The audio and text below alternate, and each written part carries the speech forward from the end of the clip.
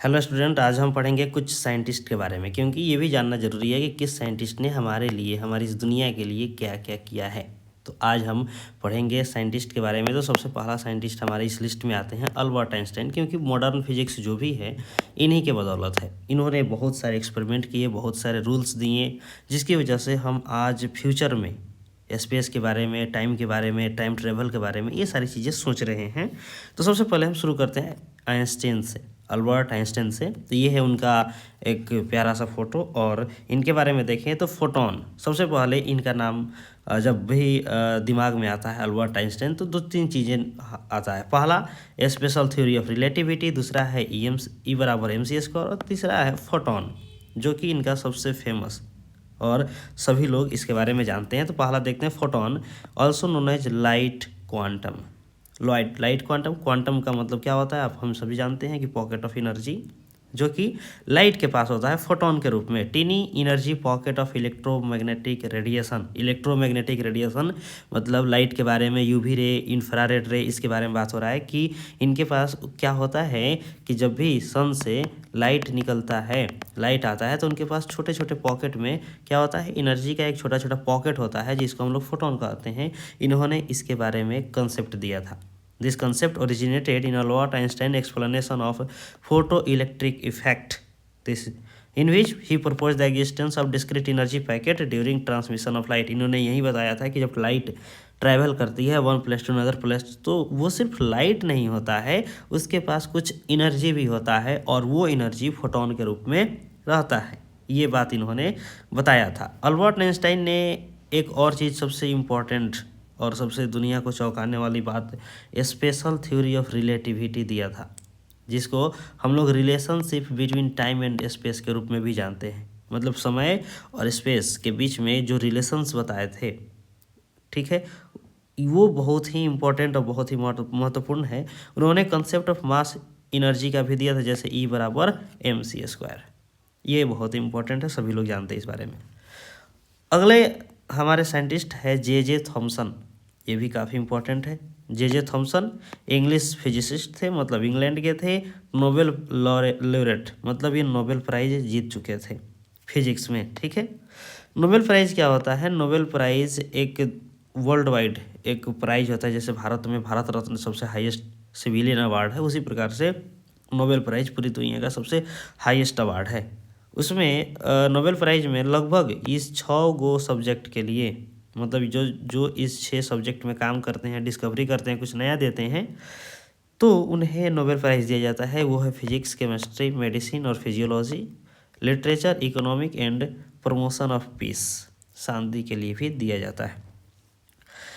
तो ये जो जे थॉमसन थे, क्रेडिटेड दिया जाता है और सम्मान दिया जाता है डिस्कवरी ऑफ इलेक्ट्रॉन। इन्होंने इलेक्ट्रॉन, जिस समय पूरी दुनिया मान चुकी थी कि एटम ही सबसे छोटा पार्टिकल है, एटम को हम क्या नहीं कर सकते हैं, डिवाइड नहीं कर सकते हैं एट ए टाइम, उस टाइम में इन्होंने इलेक्ट्रॉन का खोज करके एटम को भी क्या कर दिया, स्प्लिट करके कहा कि नहीं, एटम इज नॉट टिनी पार्टिकल, उससे भी छोटे छोटे पार्टिकल होते हैं, और वो एटम उन्होंने इलेक्ट्रॉन बताया। ये फर्स्ट सब एटॉमिक पार्टिकल जो भी अभी तक खोजा गया था। Thomson manage the so that cathode ray, इन्होंने क्या किया, वहीं आप लोग 9th class, 10th class, 11th class में पढ़े होंगे कि इन्होंने क्या किया, एक वैक्यूम चेम्बर लिया, उसमें एक तरफ कैथोड एक तरफ एनोड रखा, और ये सारी चीज़ें इन्होंने खोज किया। इसके अलावा ये infrared might smaller bodies than atom and subcontinental energy mass ratio, ये भी एनर्जी मास रेशियो दिया था इंफ्रारेड रे के संबंध में। He also credited the finding the first evidence of existence of isotopes, इन्होंने सबसे पहली बार आइसोटॉप्स के बारे में बताया था, वो भी स्टेबल एलिमेंट के लिए। तो जे थॉमसन का आप ये देख सकते हैं कि क्या क्या, पहला तो इलेक्ट्रॉन का खोज, दूसरा आइसोटॉप्स, ये सारी चीज़ें इनकी थी। अगले साइंटिस्ट आते हैं अर्नस्ट रदरफोर्ड। अर्नस्ट रदरफोर्ड जो थे वो न्यूजीलैंड के केमिस्ट थे, ठीक है, न्यूजीलैंड के थे। इन्हें फादर ऑफ न्यूक्लियर फिजिक्स भी कहा जाता है। Father of nuclear physics Rutherford को कहा जाता है। ये बहुत सारे एग्जाम्स में पूछे जा सकते हैं। He was the first propose that atom comprise small charge nucleus surrounded by empty space, इन्होंने सबसे पहले न्यूक्लियस के बारे में बताया, और इन्होंने कहा कि जो न्यूक्लियस होता है वो न्यूक्लियस बीच में होता है और इसके चारों तरफ एम्प्टी स्पेस होते हैं। तो ये न्यूक्लियस हो गया, इसके चारों तरफ ये है empty space and tiny electron which later, मतलब इन्होंने कहा बाद में जो पता चला कि ये जो टीनी स्पेस होता है उसके चारों तरफ इलेक्ट्रॉन चक्कर लगाते हैं। ठीक है, ये सारी बातें थी। तो बाद में इसको रदरफोर्ड मॉडल भी कहा गया, रदरफोर्ड ने इसी के हिसाब से, ठीक है, इन्होंने कहा कि बीच में न्यूक्लियस और चारों तरफ से इलेक्ट्रॉन चक्कर लगाता है, तो इसको हम रदरफोर्ड के मॉडल के नाम से जानते हैं। He credited to the discovery of proton, इन्हें प्रोटॉन का श्रेय दिया जाता है कि इन्होंने प्रोटॉन की खोज की थी, क्योंकि इलेक्ट्रॉन थॉमसन ने किया, इन्होंने प्रोटॉन की खोज की जो सेकेंड सब एटॉमिक पार्टिकल था। और इन्होंने न्यूट्रॉन के बारे में भी बताया कि तीसरा कुछ होता है, लेकिन इन्हें नहीं पता था कि वो न्यूट्रॉन होता है। तो इन्होंने मतलब ये अनुमान लगाया कि जब इलेक्ट्रॉन प्रोटॉन होता है तो तीसरा भी हो सकता है। ठीक है, ये सारी चीज़ें। इसके बाद आते हैं जॉन डाल्टन। जॉन डाल्टन भी इम्पोर्टेंट, बहुत ही महत्वपूर्ण और इसको बहुत बड़े स्कॉलर्स थे। इन्होंने क्या किया था, तो जॉन डाल्टन का कुछ मेजर डिस्ट्रीब्यूशन, मतलब कुछ थ्योरी है एटम को लेकर के, उसके बारे में हम देखेंगे। तो पहला है कि एटम जो है, एटॉमिक थ्योरी भी कहा जाता है, डाल्टन्स एटॉमिक थ्योरी। इन्होंने इसमें क्या कहा था कि जो एटम होता है वो टीनी पार्टिकल से बना होता है, जिसको हम लोग छोटे छोटे, मतलब कोई भी पदार्थ छोटे छोटे पार्टिकल से बना होता है, जिसको हम लोग एटम्स कहते हैं। एटम जो होता है इनडिविजिबल, मतलब उसको तोड़ा नहीं जा सकता है, वो सबसे छोटा होता है। इन्होंने ये भी बताया कि एटम जो है किसी भी एलिमेंट का एकदम सेम आइडेंटिकल साइज का, मास का, और इसमें केमिकल प्रॉपर्टीज होता है। जैसे ये हो गया कोई ऑब्जेक्ट, ये हो गया कोई ऑब्जेक्ट, तो इसमें जितने भी एटम होंगे वो सब के सब आइडेंटिकल होंगे, एक जैसे होंगे, इनका साइज एकदम बिल्कुल एक जैसा होगा और इनके पास कुछ ना कुछ केमिकल प्रॉपर्टीज होता होगा। ये बात जॉन डाल्टन साहब ने बताया। उसके बाद में जॉन डाल्टन ने एक और इम्पॉर्टेंट बात बताया कि इन केमिकल रिएक्शन, किसी भी केमिकल रिएक्शन, कोई भी केमिकल रिएक्शन हो, उसमें एटम्स ही सेपरेट होते हैं, कंबाइन होते हैं और रीअरेंज होते हैं। जैसे अगर हम इसका एग्जांपल, हम कोई भी एग्जांपल देखना चाहें, तो होता क्या है कि सबसे पहले अगर हम फोटोसिंथेसिस की बात करें, तो फोटोसिंथेसिस में H2O ब्रेक करता है H2 + O2 में। तो यहाँ पे क्या हुआ, एटम स्प्लिट किया, स्प्लिट होने के बाद में ये जो H2 है वो H2 जाता है CO2 के साथ मिलता है, फिर से रीअरेंज होता है और क्या बनाता है C6H12O6। तो हमने क्या देखा कि किसी भी केमिकल रिएक्शन में एटम स्प्लिट होता है, एटम ही रीअरेंज होता है, कंबाइन होता है और एटम रीअरेंज होकर के कुछ नया बनाता है। ये बात किसने, जॉन डाल्टन साहब ने बताया था, बहुत इंपॉर्टेंट बात है। उसके बाद में जेम्स चैडविक आते हैं। जेम्स चैडविक क्या है कि जेम्स चैडविक एक ब्रिटिश फिजिसिस्ट थे। उन्हें नोबेल प्राइज 1935 में दिया गया, किस लिए, डिस्कवरी ऑफ न्यूट्रॉन के लिए। इन्होंने न्यूट्रॉन का खोज कर दिया था। जो चीज़ ऊपर इन्होंने, मतलब जो चीज़ रदरफोर्ड ने हाइपोथेसिस, मतलब अनुमान लगाया था, उस चीज़ का खोज चैडविक ने कर दिया था। मतलब कि चैडविक ने न्यूट्रॉन को खोजा था, इसलिए इन्हें नोबेल प्राइज 1935 में दिया गया।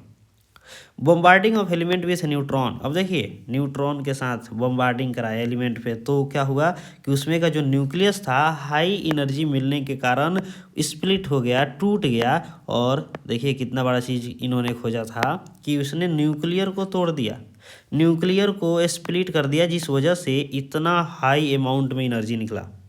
अब सोचिए कि किसी भी एटम का सारा प्रॉपर्टीज उसके न्यूक्लियस के पास होता है, सारा का सारा एनर्जी न्यूक्लियस के पास होता है, न्यूक्लियस के कारण ही उसका मास, उसका केमिकल प्रॉपर्टी सब कुछ डिपेंड करता है।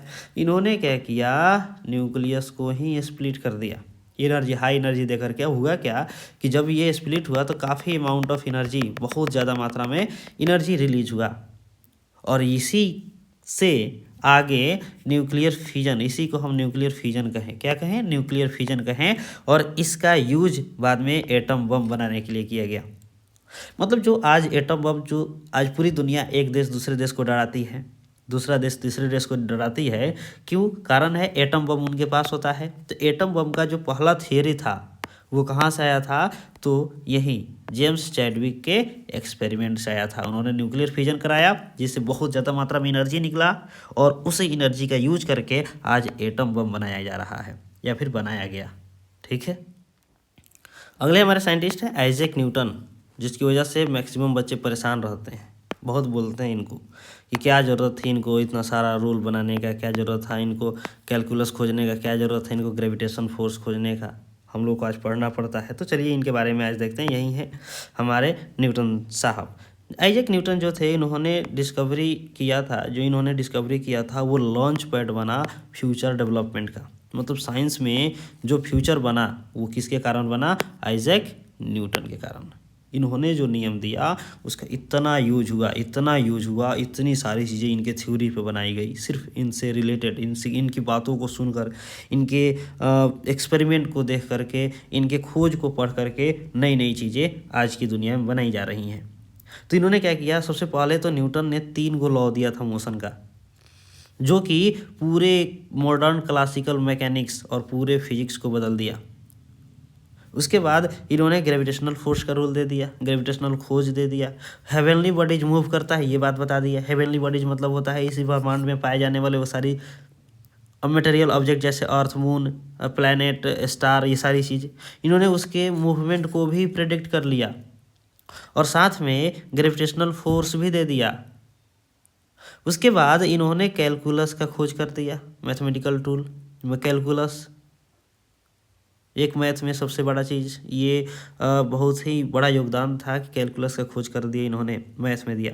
उसके बाद ये ग्रेट मैथमेटिक्स और फिजिसिस्ट ऑल टाइम, ये आज भी जब खोजे गए तब भी याद रखे गए, आज भी और फ्यूचर में भी इन्हें याद रखा जाएगा।